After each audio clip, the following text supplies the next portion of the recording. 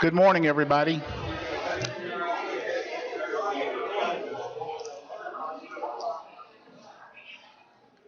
I'd like to welcome you to Orlando and AAMD's 40th annual meeting.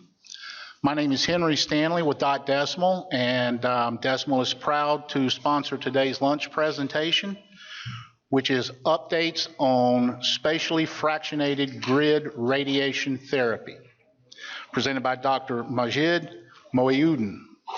Dr. Moayyuddin is the Director of Radiation Oncology at Advocate Lutheran General Hospital in Park Ridge, Illinois.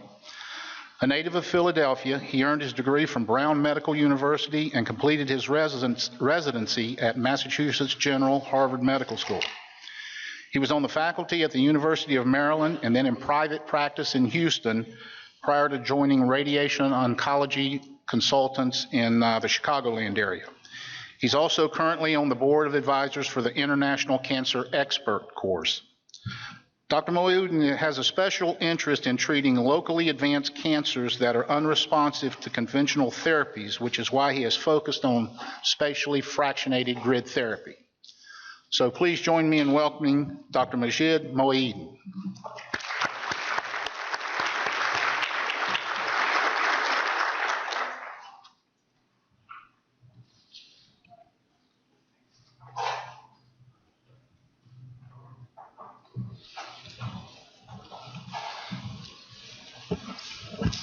Thank you very much for that introduction. I know you all are eating lunch. I want to keep this as casual as possible.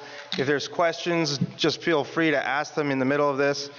I wanted to give some credit, my name is up there as well. I wanted to give credit to Harold Park as well, who's one of the physicists who works for us. I'm not saying this to pander to a bunch of dosimetrists and physicists in the crowd. It's more because if there's questions that go above my head, then I can blame someone else. But Harold has done a tremendous amount of work. I actually want to thank a lot of people before that, a number of dosimetrists and physicists at other places that I've been. They're the ones who actually help drive this. When I say I want this done, they get it done somehow. All right, I wanted to first start off and say Happy Father's Day to all the dads here. I hope people have brought their families down. I had a chance yesterday to go down to the Magic Kingdom with a couple of my kids, and it's kind of interesting. The last time I was here in Orlando in Disney World, I was here with my dad, except I was probably on his shoulders, and it's kind of full circle. The reason that I actually got into radiation oncology is because my father is a radiation oncologist. He's one of the people who sort of introduced this concept of the grid, and now I'm sort of working on it as well. It's also very fitting that we're here in Orlando. So the thing that I heard when I went to Disney World is you have to imagine yourself as an Imagineer. There's all this magic around you, and you need to sort of think outside the box. And so that's sort of the mindset that I want you to have as you listen to this talk as we go forward. So I have 4 learning objectives. One is to sort of understand the historical perspective on the use of the grid, to understand the physics behind spatially fractionated grid radiation therapy. I really want to concentrate on some updates on grid planning, and then to understand some of the clinical application of SFGRT. So the first question that I wanted to ask is, has anybody even heard of this topic? Just with a show of hands. So that's actually a fair number. Okay. Anybody actually used it in their clinic? Awesome. So anybody want to just volunteer what their experience has been? If you just raise a hand. All right, somebody back out there. Let's just see. Henry.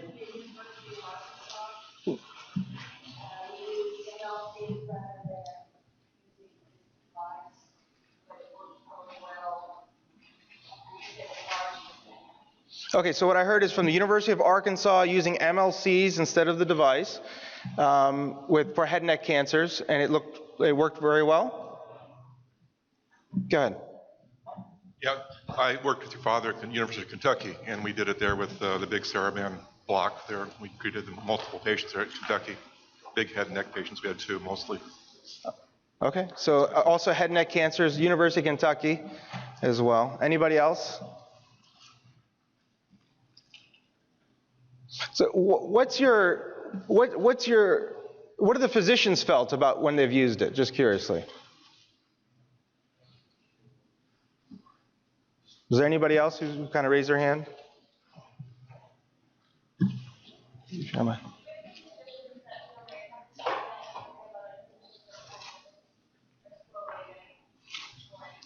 Huh. And where are you coming from? University of Maryland. Okay, so we have some people who are comfortable, some people who are not comfortable. And that's true.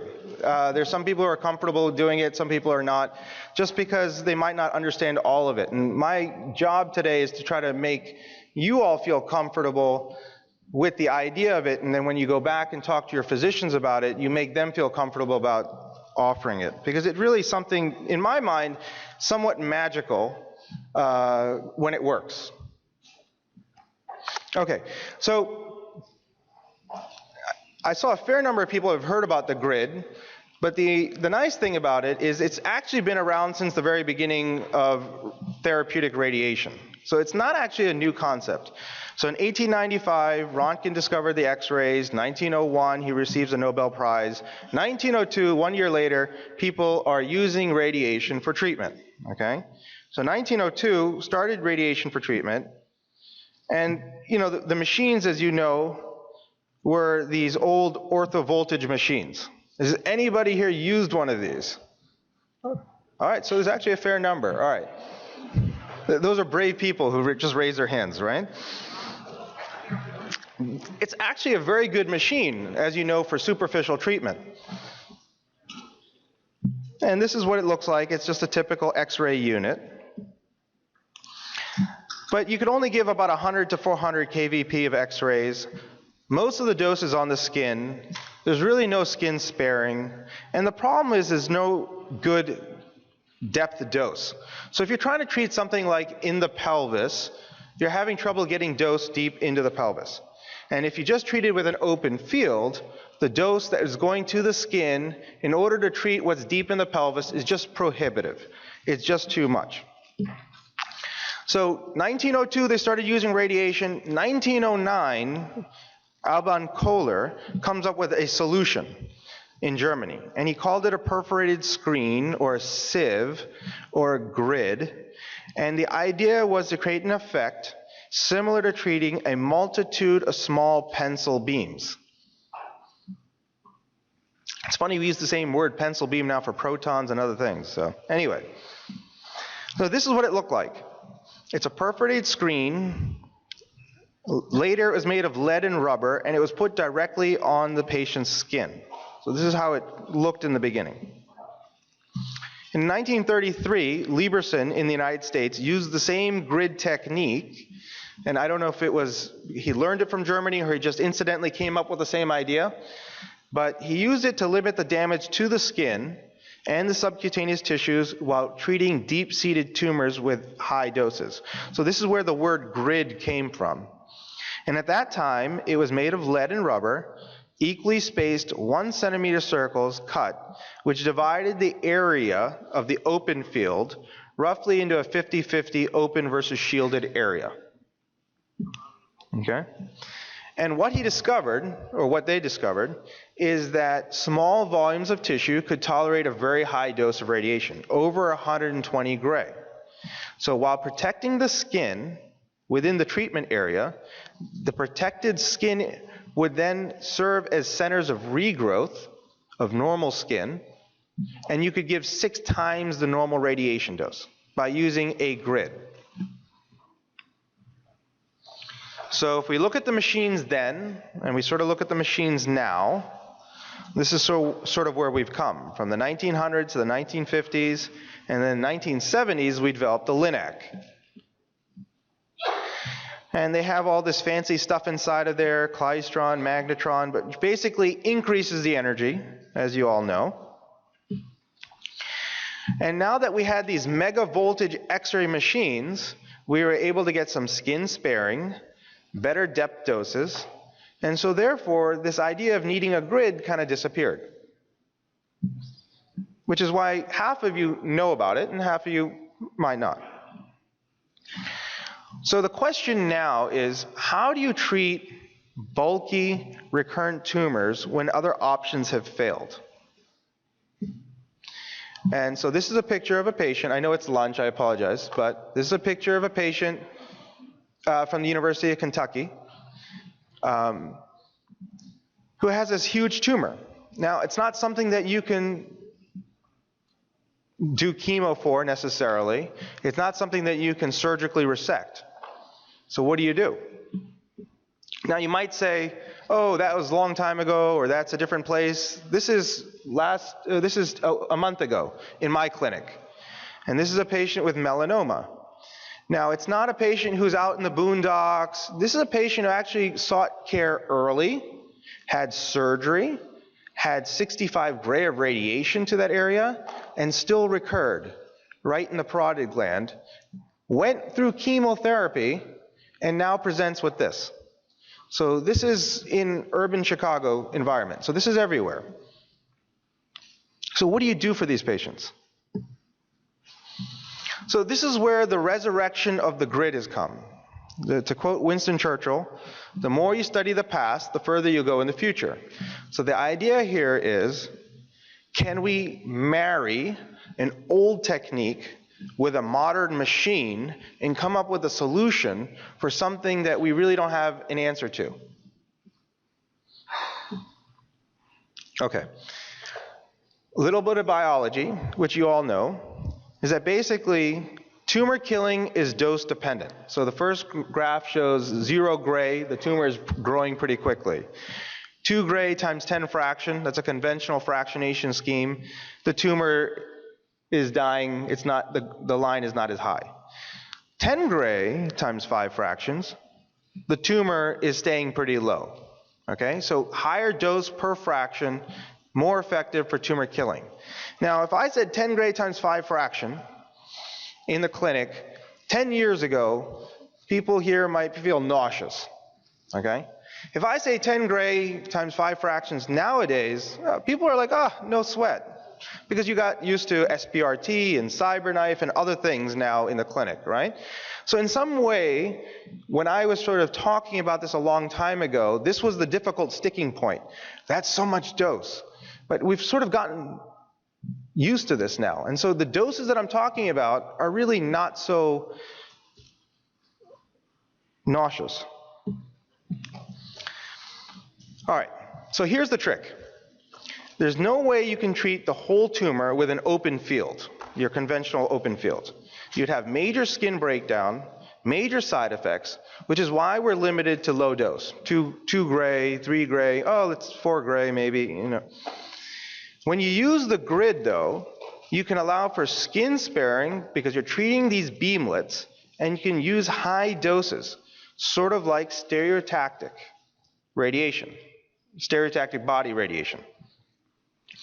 And the modern LINAC still allows for deep beam penetration.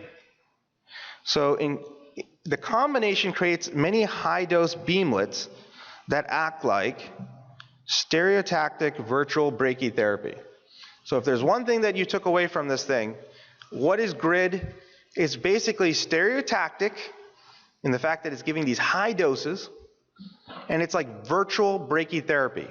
It's virtual because I'm not invasively putting anything into anybody, but the dose distribution should look familiar to you as dosimetrists and physicists. So if you looked at it, it's stereotactic brachytherapy.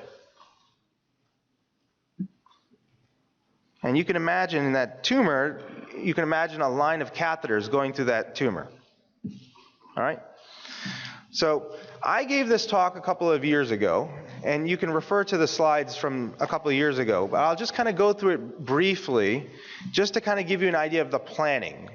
For a typical patient, what I want to then do is show you some more dramatic patients that we've done with some modifications. So this was just a 71-year-old gentleman who had a liver cancer that was metastatic to the left scapula. He was stage 4, and he was having terrible pain. 8 out of 10 pain. He had no range of motion in the arm, so his arm is just hanging kind of limp, and we said we would treat this. So we wired out that mass, in the prone position. And this is what the grid block looks like. So it's a 25 by 25 centimeter block. It's got a hole diameter of 1.43 centimeters and a spacing of 2.11 centimeters. And it's placed onto an accessory tray, and you can just slide it right into the machine. Now, Decibel makes a brass block, and it's 34.2 pounds as compared to a Cerebend one, which is 48 pounds. Your therapist will thank you for this. And what the physicists and the dosimetrists can do is do a number of water measurements using a tanks, unshielded diode detectors, and then you can do film and OSL measurements, solid water, film, etc. So when you're trying to commission this is what it looks like when you slide it into the Linac. The block is cut with holes, and the holes are already beam divergent. And you can take some water tank measurements along the central axis to get these output factors for different field sizes, from 5 by 5 to 25 by 25, measured at Dmax. And then you normalize to an open field of 10 by 10 at a depth of Dmax. So the physicist will then create a beam profile for your Linac. And it's usually done with film and water. And you get them at different depths. So for example, this is 6 MV in a 10 by 10 cross profile, and it's done at Dmax is the blue, the red is 5 centimeters depth, and the green is 10 centimeters depth. And this helps give you this beam profile of what your valleys to peaks are. So your valleys are down in the bottom, and the peaks are the top of the little mountains. And that kind of gives you an idea of the differential of sparing in the blocked areas versus the open areas. Does that make sense so far? All right. And then as part of these measurements, they can create these depth dose curves, just like we do for electrons. So you have a Dmax, and then you have different depths based on that. And you can do that for 6 MV, 10 MV, 18 MV for different field sizes. And this was done using a diode detector along the central axis. So if you were to look at it in cross profile, this is what the dose distribution looks like. And if I pointed to the picture on the right, if I had somebody just, what does that look like to you? A SIAD template is exactly what I heard.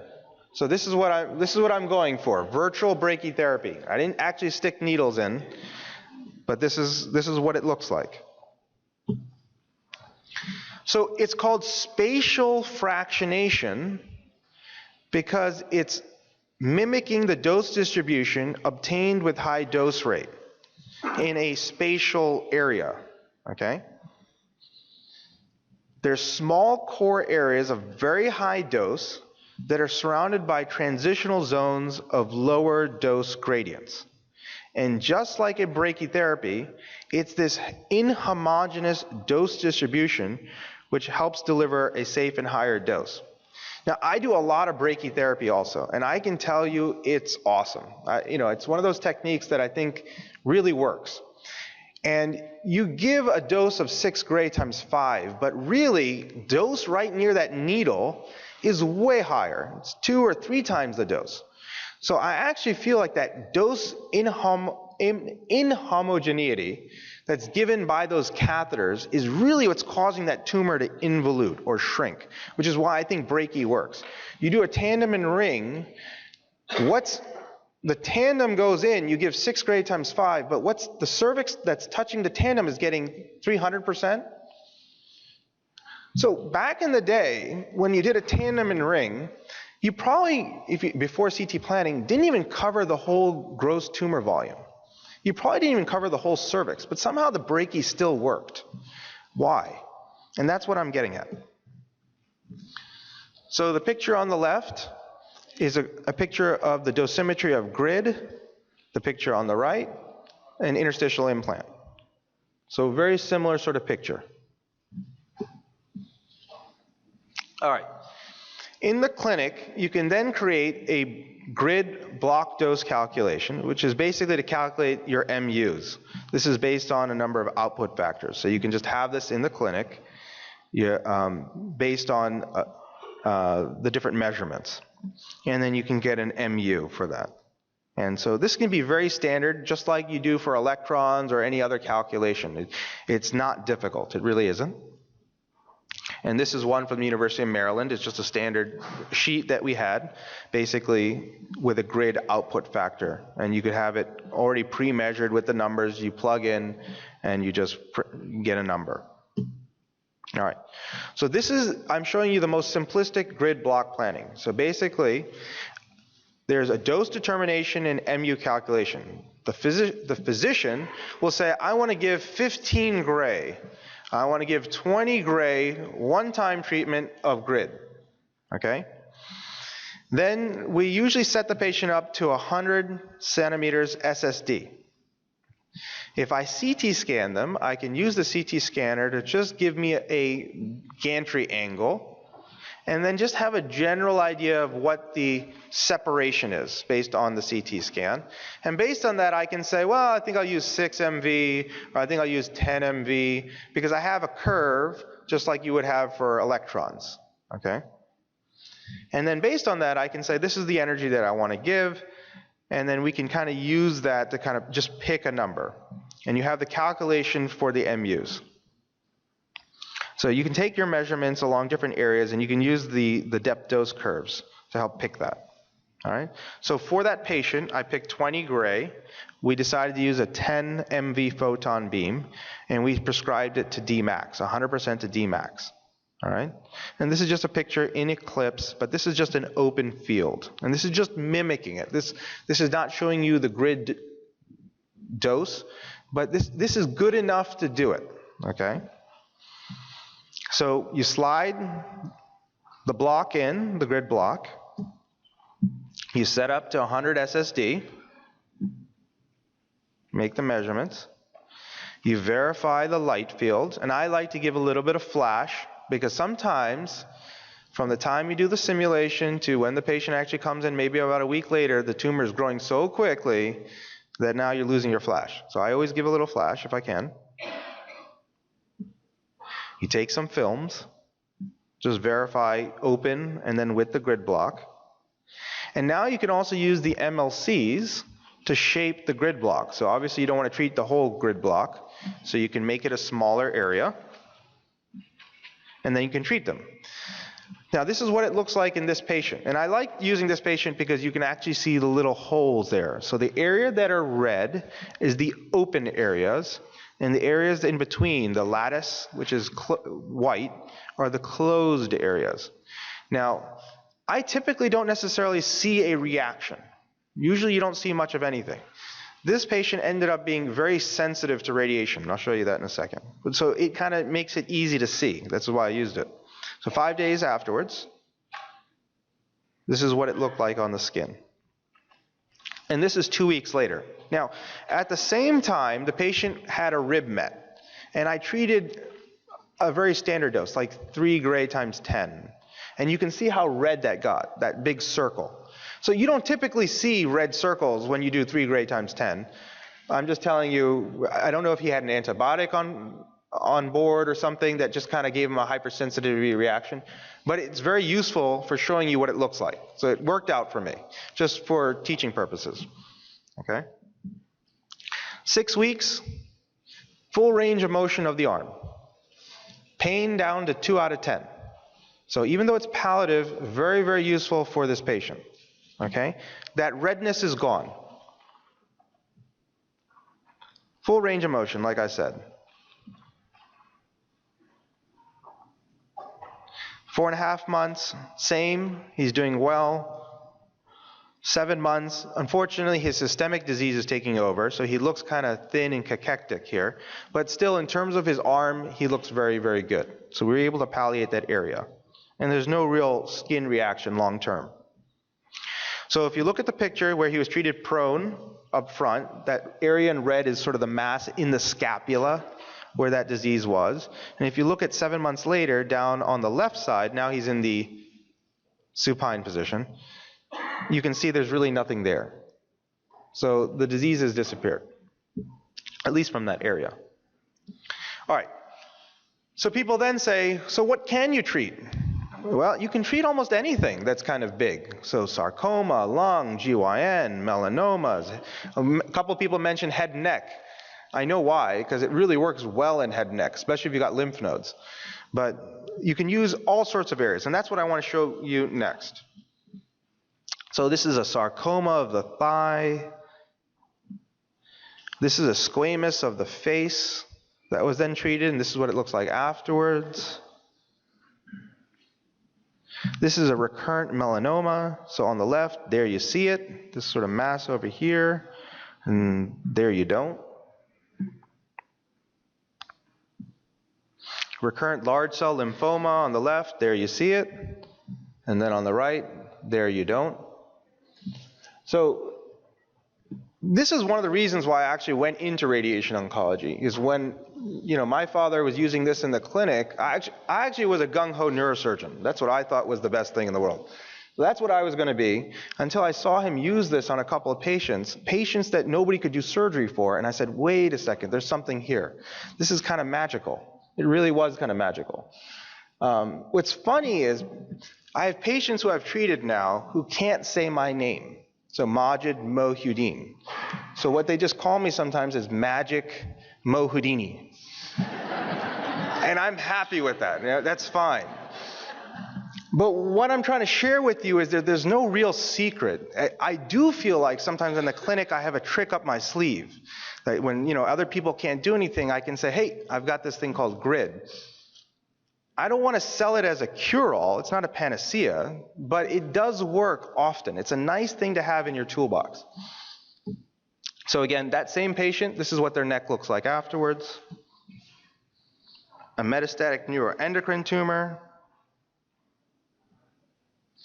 This is an MFH of the abdomen. These are terrible. Okay, so this is where the tumor was there. There you see it. There you don't. And you have to understand, we're treating this with all the kidneys there. We've got an IVC, an aorta. We've got bowel. We're treating through all of this. Now, the time frame can vary. So this is a year. So there's a thing called cell loss factor, which is basically you might kill the tumor, but it takes time for the body to, with the macrophages, to come in and eat the tumor and make it smaller and smaller, so you visually see it. So the time frame can vary. The head and neck ones are more satisfying because it tends to be quicker, just like in real head and neck world. But some of these sarcomas can take a long time. You just have to be patient.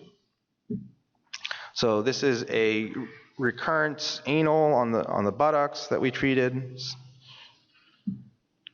All right. This is a case presentation. I can allude to it. You can look at it, either from the old presentation or the actual paper. The reason why this is dramatic is that the patient had a sarcoma of the arm. The surgeon wanted to amputate the arm from the shoulder. It was an elderly woman. I think she was over 80. We said, just give us a chance to do preoperative radiation. Didn't even want to do that. So he said, let's do preoperative radiation. The problem was, as they started the radiation, it was growing bigger during the radiation. So, like I said, we had to open it up for flash. And then the radiation oncologist said, we got to do something different. It's just getting too big. And I said, why don't we do a grid treatment? And then we finished it off with some regular radiation. Now, the preoperative dose for sarcoma is 50 gray. So I did 18 gray, and then we did 32 gray. Why 32 gray? Because the surgeon panicked and said, 18 plus 32, 50. That's it, stop. So if anybody knows, doing 32 gray preoperative for sarcoma is not going to get you anywhere. It really isn't. But with the grid 18 plus the 32, still we got a response. So this was the patient with the sarcoma on the arm. You can see it outlined in green. And it actually wraps around the bone. You can kind of see that in the upper right picture. The green wraps around the bone. And when we did the grid, we used MLCs to block the bone. So I am deliberately not treating the GTV. I'm deliberately missing the tumor that's wrapped around the bone. But we still treated it. Now that little arrow on the left, in the bottom left corner, that's the tumor still growing. From the time of the simulation to when we wanted to actually do the grid, it's still growing. So we just said, well, that's part of it, so we'll just do that. And so these are MRI pictures. The one on the top left is the original and then the one in the middle on the top, B, you can see that tumor that's wrapped around the bone. And the picture down below in D is after the grid and the 32 gray. And the picture in E is after the grid of 18 plus the regular 32 gray. And you can see that the tumor, which was wrapped around the bone, which didn't get the grid radiation, still shrunk. So it didn't directly get hit, but it's still disappearing. The picture up in C is actually what it looked like after radiation, before surgery. So it's mostly gone. This was within a month. So usually we do surgery at about a point of about 6 weeks after radiation. So what you see in F is with the plastic flap that they put in over that area, but C is even before they're going for surgery, this had already disappeared. Now, if you also know anything about sarcomas, sarcomas tend not to shrink.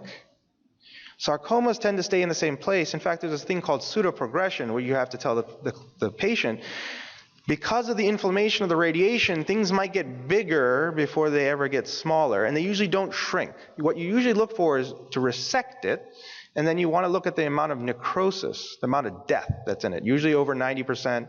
So in this case, 99% death when they actually went to do the surgery. And so they were able to resect all of it, and she was able to keep her arm. So here are the general guidelines that are important to you when you use this. If you use it as an open one field, you usually use 100 SSD. You just prescribe the Dmax. You don't have to add any margin to the GTV. The whole GTV does not have to be covered by the beam. We try to spare the bone marrow producing bones, and we try to avoid as many critical organs as possible. So a brachial plexus, definitely a spinal cord, that sort of thing. We can block those out. And you can use any energy, low or high, depending on your depth of GTV. So these are the general guidelines for beam design. All right? Now, you have different physicians. You have physicians like my dad who will give clinical electrons. I just want to treat this, put a little bit of lead on it, prescribe to 90%, this is the size, they're happy. And it works. Then you got people who are much younger who, if they don't see it on a CT scanner, they're like panicked, right? And now they've got these hot spots, and now they want you to feather, and they're driving you absolutely nuts. And then you've got the older guys who are just beating their heads saying, you know what, just treat the darn thing. It works. So you've got sort of schizophrenic physicians, okay? I'll be honest, I know that. But we all want to see it in the patient. We want to see it in the CT data. So that's where we're going to next. So this is where I talk to Harold. So despite the fact that it's actually quite simple, one of the biggest obstacles, whether for the physician feeling comfortable or for physics, is I want to see it, I want to know exactly what it's doing. So the next idea is to get this into the treatment planning system. Okay? So if you use output factors, percent depth doses, all these sort of things, you're trying to think of this in your mind, you might find it too hard. There's a number of reasons why it's much easier to put this into the treatment planning system so you can correctly model the dose distribution in a patient, okay? So we took the schematics that Dot Decimal provided to us, and we asked them to make an acrylic grid block that's basically a dummy block and mimic it. And what we then did is we CT scanned this, and then we created a system where you can be imported into any treatment planning system, okay? And so what you come away from is now you've got this virtual block that you can see that you can now import into any patient, okay? There's a number of ways he did this. This all looks like Greek to me, but basically it's films, diodes, water tanks. And he did a number of measurements. So he's writing this up right now, but you've got cross-plane, in-plane at Dmax, 5 and 10 centimeters, different field sizes, different energies. And then one of the other things that we wanted to learn is when we use MLCs to shape these grid blocks, does that cause deterioration of the dose, both in reality and also in the planning system? So that's what he wanted to test for me. So we create this virtual structure which can now be brought into Eclipse or Pinnacle. And what we have here are 3 curves. So this is a 6 MV, 10 by 10 centimeter field depth at Dmax.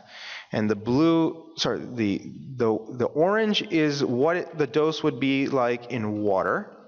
The red is the dose in film. And the blue is what it looks like in Eclipse. So what we actually calculate and what we model is almost exactly the same. So we feel very comfortable with the structure and how it models itself in Eclipse. So you can do this for other energies as well. Different sizes of fields, different energies. The percent depth doses, the curves that we generated in Eclipse versus film or water are also very accurate. So basically the bottom line is we feel very comfortable about the modeling in the system. Then we decided to create all these weird sort of MLC shapes and see what we could do with this, and used a map check 2 in order to check this. And so both of these all looked very, very good. So above 95%, evaluated a 5% / 3 millimeter gamma index. So again, blue is what's computed, red it's what's measured in these weird field shapes. We felt very comfortable with this, okay? Again. So, the Eclipse data was within 5% of the water and film along the central axis. The grid block transmission about 4% for 6 MV, 8% for 10 MV. It tracks very well for water and film. We felt very comfortable, basically. And the bottom line is this allows any user to create a grid block in their own treatment planning system in order to commission and validate beam parameters of the grid.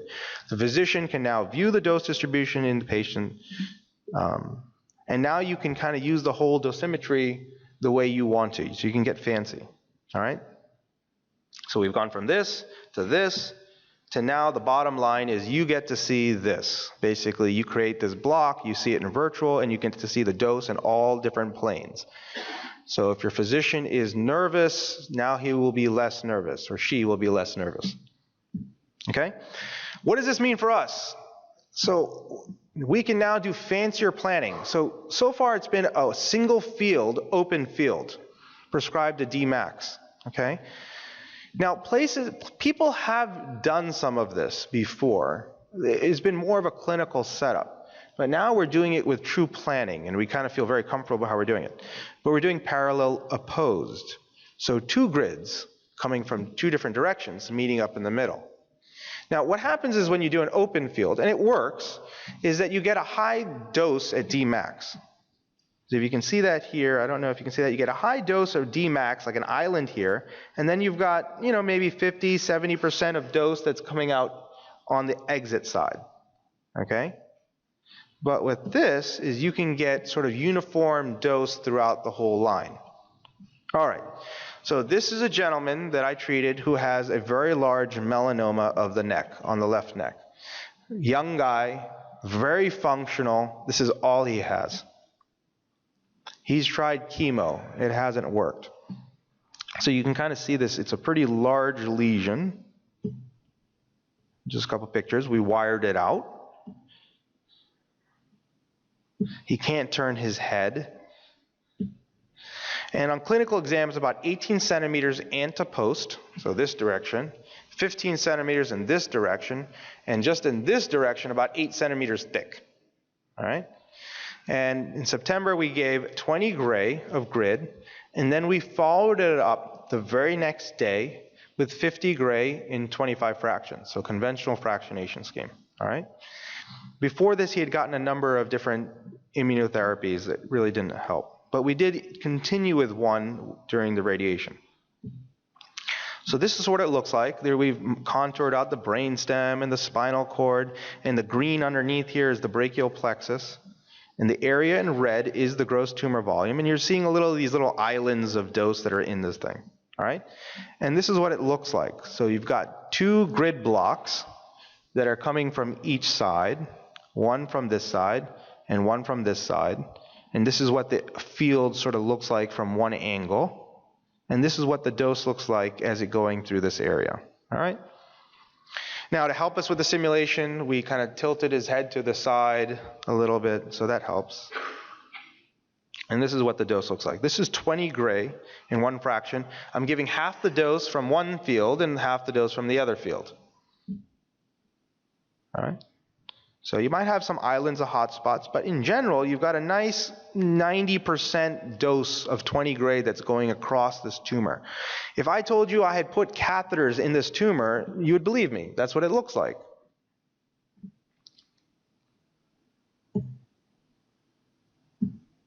So again, the simulation, head and neck mask to the side. This is us setting up the field just so we know what it looks like. This is it going through this thing. This is him. 2 months later. No skin reaction.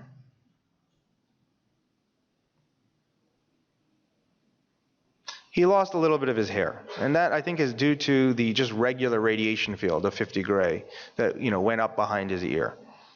And this has actually started coming back.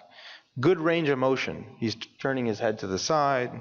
He can turn his head down. So this was his only sign. So very, very satisfying. Very, very satisfying.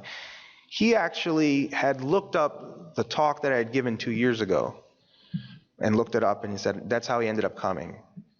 And then he got in this treatment. So again, this is where we were, where we are, this is where we were. Okay, another very dramatic case. Thoracic sarcoma. This is a patient that they pretty much decided that they were going to leave for dead in terms of what his tumor. He had a tumor that started up from the neck, went down through the whole thorax, and was pushing his heart down. His symptom was, I feel a huge pressure over my heart, and I can't feel it really beating. He had had this for a number of years. By the time he had come to me, he had already lost use of his brachial plexus, unfortunately. So his arm was kind of hanging. They had tried some chemo. They weren't quite sure what to do. So we said we would try this.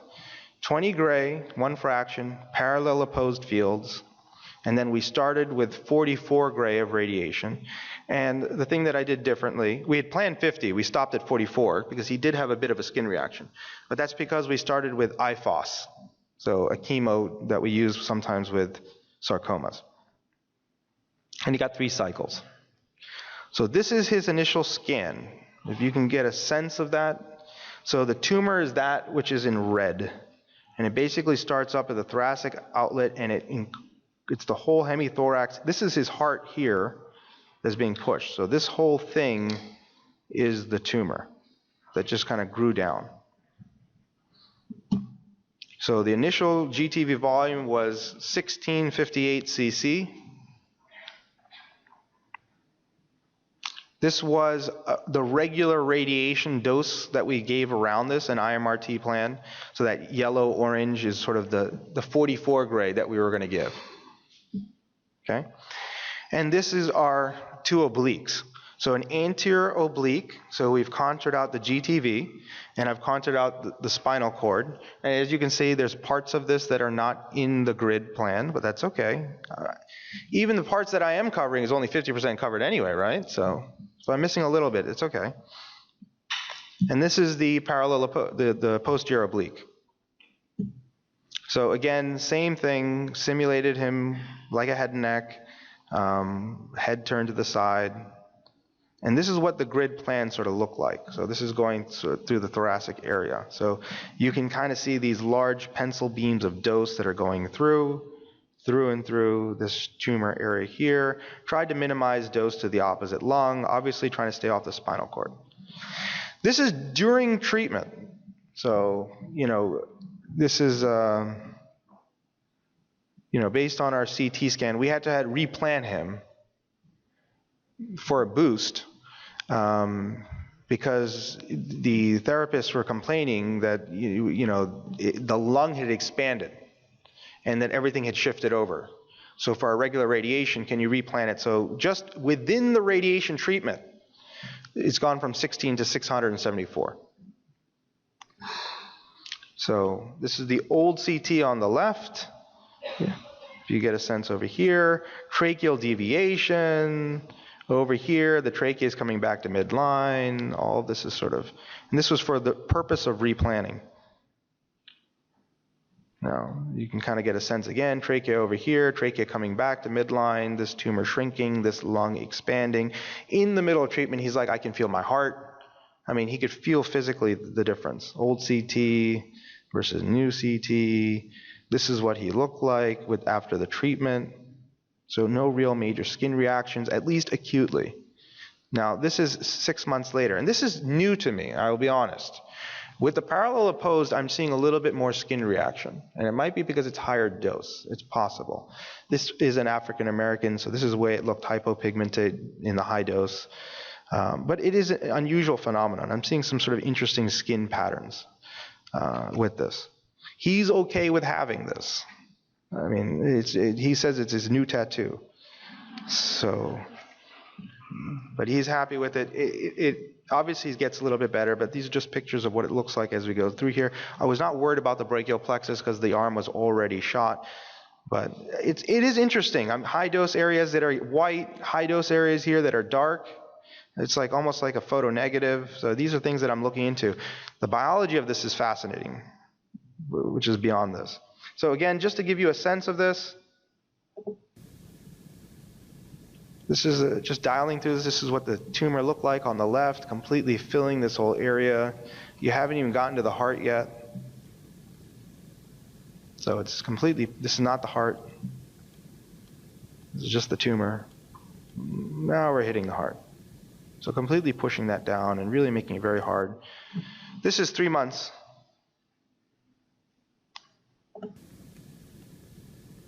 And you can see the trachea is in midline, everything's looking normal. There's a little bit of tumor residual here, but mostly disappearing.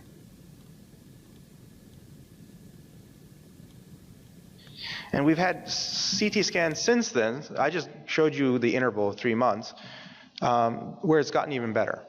And the discussion now is, which was never even on the table, is, so do we take him to surgery for whatever's residual? So it opens up a whole new question for this patient, in the sense that this is not palliative. This is now a definitive treatment. This is where he went from we all gave up to now like this is cure in terms of intent. All right, this is the last one. I think I have a couple more minutes, all right? And so I showed you a head and neck. I showed you a lung sort of sarcoma. This is a penile cancer groin recurrence, okay? Again, parallel opposed grid. I won't go through all of this. Basically, the patient had a distal penile cancer. The surgeon took it out. When they saw me, I was worried that they were at risk for lymph nodes, etc. So they did a PET scan. The PET scan showed, a little bit of a lymph node over there. So that was the lymph node that we saw, that little thing right here in July. But he also had a couple of lung mets. So he was given the option of doing some chemotherapy or watchful waiting. He was an elderly gentleman. So he said, let me just wait for a couple of months, and let's see what happens.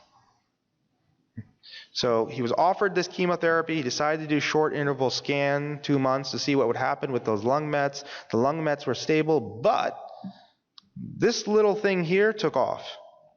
This little red dot. I don't know if you can see this right here. So he comes back in 2 months. It's 18 by 10 centimeters in the left inguinal mass. Okay, that's when the medical oncologist saw him. The medical oncologist is trying to get him to see me. That's about a week later or so. It's 23 by 14 centimeters. I don't know why. It's just taking off. The idea then was to palliate, with radiation cisplatin, and that's because he had the lung mets.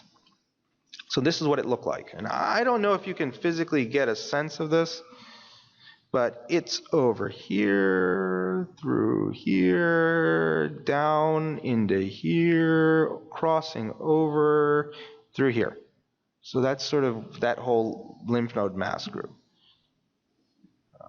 So I don't know. This one might give you a better sense of it, just in terms of the volume. I knew I had a bunch of dosimetrists. They want to look at the images. I don't know why it came up upside down.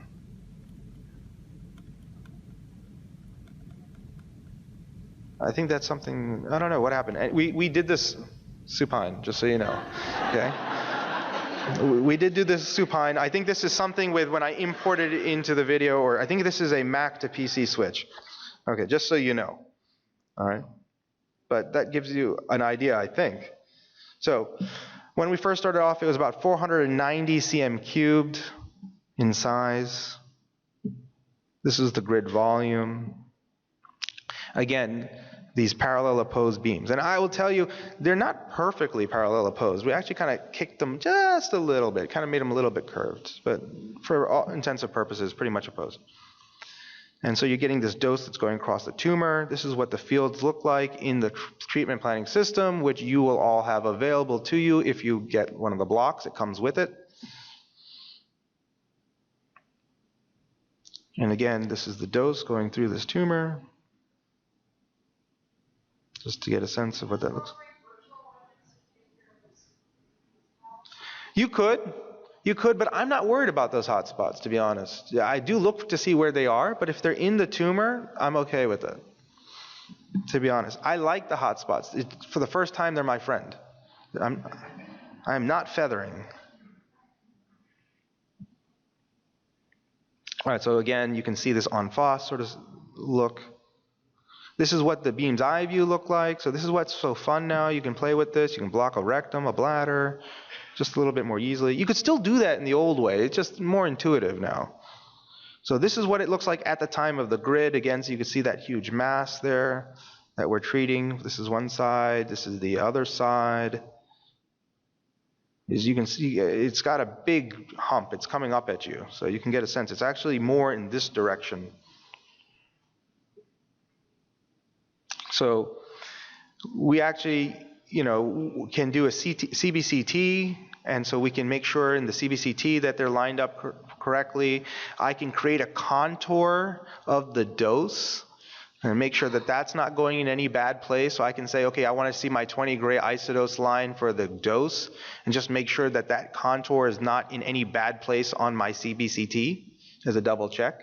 That's kind of useful. And then we followed it up with 50 gray, which is mostly to the pelvis and the inguinal.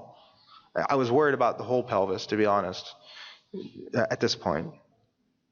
And then I did do a 16 gray boost. Now, we were supposed to have done this with cisplatinum, but his creatinine bumped up very early, and he only got like 1 or 2 doses. So the chemo was negligible. So I would say the effect is mostly all radiation. So again, 20 gray times 1. 50 gray, used tomo, pelvis, and inguinals, plus a 16 gray boost to the left groin because he was doing so well. He had no real major problems as we went through this treatment. Again, the cisplatinum was negligible amount. And this is during treatment. This is during the tomo. This is the MVCT scan. Again, my therapist, you need to replan, you need to do something, but it's already shrunk down. This is during the treatment. So that same day, this is what the skin looks like, and you can see that it's gone down quite a bit. This is about 2 months later. Now, these little red dots don't have anything to do with the grid. He had some sort of folliculitis from something unrelated, just unfortunate. But you do see this sort of white, dark area of this hypopigmentation. And this is not something that I used to see before, but I am seeing a little bit more with the parallel opposed. So I am telling patients this is something that you might have, a little bit fuzzier, but you can see 2 months later. 2 months later, this is the scan, and this is the area of that tumor. So I really couldn't even calculate a volume. This is just residual scar tissue. Again, this is the inguinal groin. All these vessels were running in there. I treated right through all of them. This is the area there. All right. So again, going down through the groin, all those areas look pretty good. This is 3 months later, just on physical exam. He's got full range of motion. He can bend over, he can urinate, he can do all the things that he would like to be able to do. So he doesn't think about this anymore. There wasn't any untoward fibrosis, no hip problem. Again, so that pretty much all disappeared. The thing on the right is a hiatal seroma that has nothing to do with this area. So again, so we're done now. I guess the question then is, why use a brass grid collimator, okay? Now, I do have experience with MLCs. I wrote one of the papers at Maryland about it as well. I think it's a very good option as well. But if you're going to be doing a lot of these, it's a lot easier to just have a block. It really is, okay? It's faster, and there's less monitor units for the patient. So what I mean by faster is, when you treat with MLCs, and I didn't get into that here, is you treat in strips, like 2 rows, and then you move down, you treat another 2 rows, and then you move down, you treat another 2 rows. That's kind of like 3 grid treatments. And if the patient is in pain and squirming, or they're in an uncomfortable position, it's just much easier to just do it once with one big block. So even though I have familiarity with both, I advocate both, I do think that the grid block is much easier, and that's what I usually have. The brass grid block is also lighter than the Cerabin one by 14 pounds, and again, your therapist will thank you for that. You have the same valley peak profiles. It's compatible with any linear accelerator. It's a one-time purchase. When you buy it, you also get this solution for your treatment planning system that can allow you to now model it for your patient, so it will make it easier. Your physicist may have to do a little bit of work just commissioning it, but it's really not that difficult, okay? And you can use that block over and over. You only need one block, so it's very cost effective.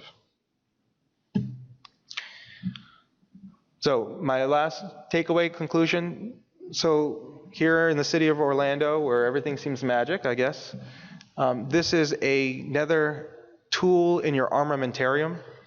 For me, it's been very magical. I do tell patients it either works very, very well or maybe not that well at all. It's usually very bimodal. But I'm noticing that with the parallel opposed grid, I'm seeing a lot more success.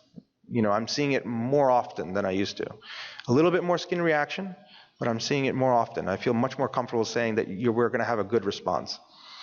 It can be used on very extremely large, bulky, advanced tumors. It's been used on multiple sites, many, many patients, not all of it published. I can tell you there are a lot of people using it in the country and other places that have not necessarily published on it, but you have used it. The only thing I do mention is you do it as a one-time treatment. I would highly advocate giving consolidative radiation afterwards. At least 40 gray. Usually I do 2.5 or I do 50.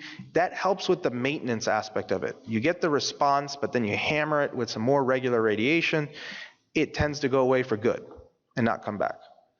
And the problem that I've been having now is that some of the cases that I think are palliative, they're hanging around way longer than I thought. So when the medical oncologists and the surgical oncologists get wind of this and they start sending you the patients earlier before they're completely metastatic or completely with brain mets or whatever, now these patients are living 1-2 years longer, and now we're having to think, we got to plan this not so palliatively, we got to plan this more definitively, because this patient might end up getting surgery. This patient might end up actually, doing much better than we think. And that's the new happy dilemma that I'm facing in the clinic. All right, so many thanks to you for listening to this lecture.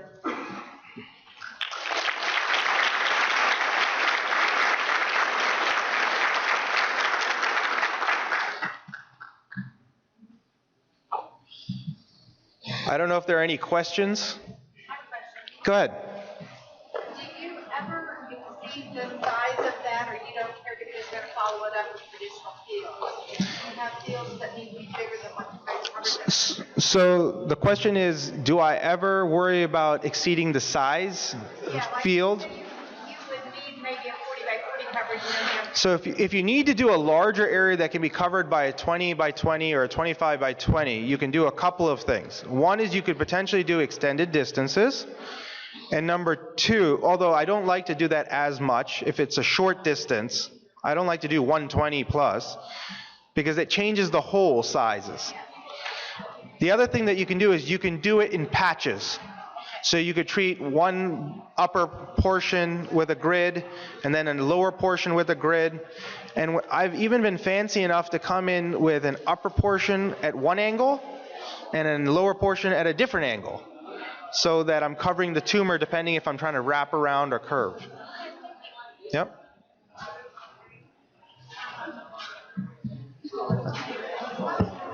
Oh, there's another question, sorry.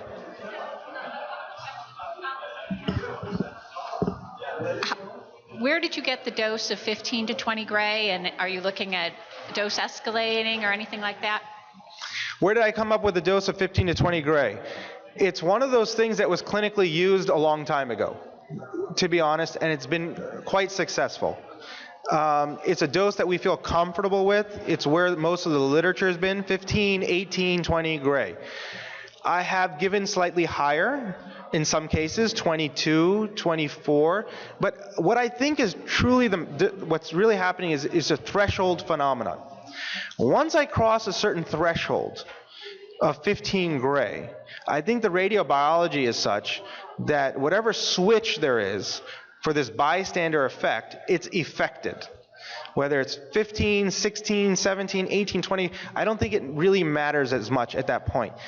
You're treating a system and the whole system decides to flip on you. It reminds me of that game Othello or something with the black and white. Once you get to a certain dose, the effect seems to happen. So doing 30 gray I don't think is going to make it more effective necessarily. It's just, can I make more of that dose available to the tumor? And that's what the parallel opposed allows me to do, to give more of that 20 or 15 gray to the tumor. Okay, and you mentioned that for some patients it doesn't work as well. What percentage of patients do you see that happening in, and do you have any idea as to why some are not doing as well? I think it kind of depends on a couple of things, but I would say it's closer to 20 to 30%. There are some patients that I tell them, look, we're going to try this, and it may not work at all. One of the things that you have to do is be patient. Okay, so I have shown you good responses either during the treatment, a couple of months out of the treatment, but I do have patients that have waited 6 months, 8 months, 9 months, because it takes time for that tumor to actually shrink, even though the effect might be there. So some of the sarcomas, I'm used to waiting a year, so for example. So it's hard to say that it might not have completely worked, but there are some patients who either they've come to me too late, that the effect has not been worthwhile, they've died of something else, so.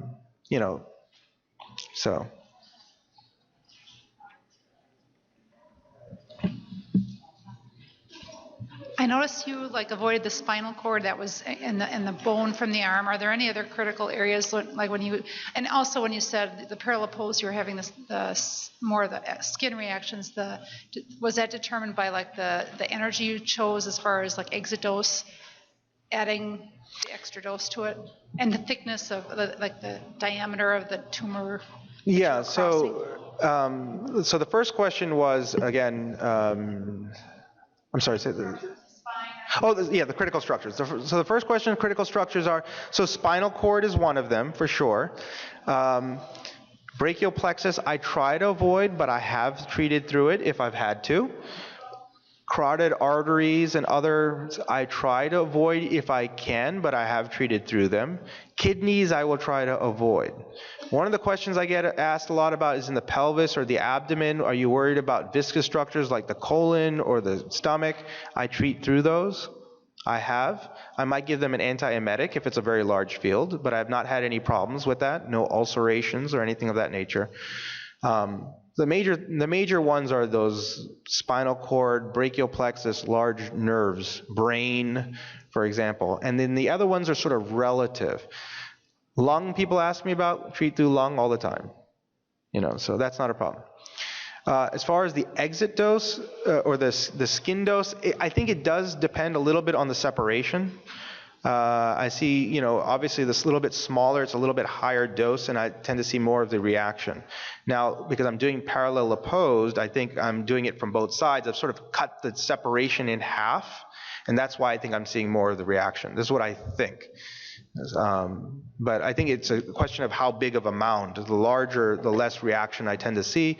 If it's a single on-phos field, the reaction tends to be very temporary, acute, and disappears, just exactly like I showed you. What I'm seeing is with the parallel pose, I'm seeing a little more of this hypopigmentation, long-term reaction, even if I didn't see a short-term reaction. How about some Sorry?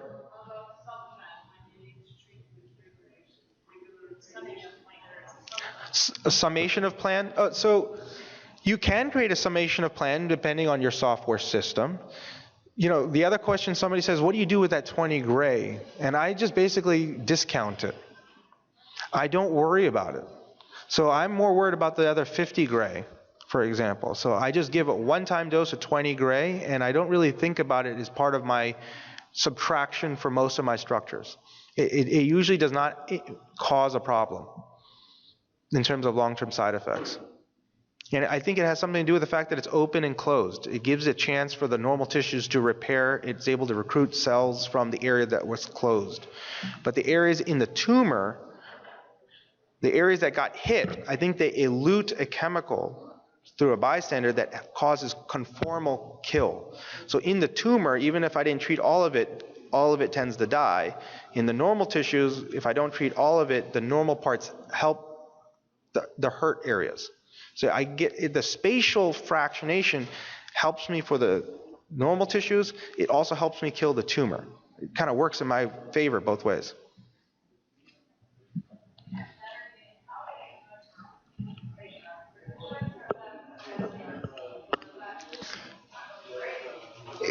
Yeah, the question is, how do we bill it? You know, at my level, I bill it as a complex device. I bill it not as anything special in itself. I do have like a special physics code, a special, you know, physician for planning, because it does take extra time, but I don't have any special code for it in itself.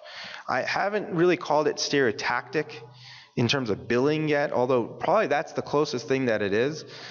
Just because we don't want to run afoul of anybody and have to explain anything too much. But, you know, we just... No, it's not been, because we've been billing it as just as a complex treatment. Complex treatment, and it's just part of the regular complex, and the patient gets the benefit, and we've done it. And maybe it's a little bit more work for me, but, you know, but I have not billed it as its own special entity. There might be some extra things that I might bill, like you would in the clinic for other things.